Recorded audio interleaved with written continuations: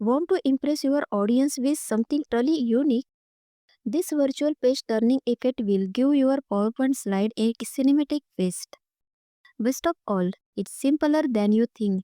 Stay tuned, save this video, and I will walk you through every step. Start by inserting your image. Then go to Format Picture, click on RGB's effect. Select Blur and increase the radius to 20%. Right-click the image. Cut it. Then click on Picture or Texture Fill. Insert picture from clipboard. Now insert a rectangle. This will be your book page. Choose off-white color like darker 5% to mimic real paper. Make sure it has no outline. Then align center and align middle. To make it pop, add a subtle shadow to the main page. Go to Effect, click on Shadow. Choose bottom left. Blur 45, distance 25. Insert another rectangle the same height as the page. Turn on guides by going to View. Click on Gradient Fill. Set the first gradient stop to the same page color. Remove the two middle stop. Set the second stop to a slightly darker white. Apply a linear gradient fill from left to right. Then remove the outline. Duplicate this rectangle.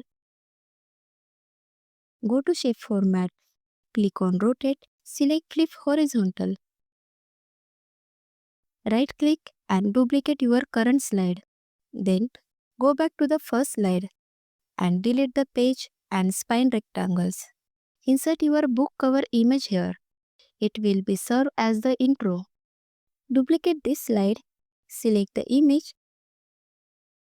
Increase transparency to 100%. Move the book cover image to the right slide position to begin the page turn. Go to Transition. Apply more. Set duration to 1.15 seconds for a smooth cinematic opening.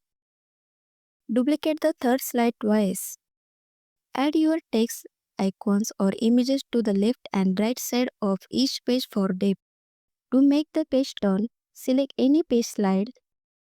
Choose Page Curve.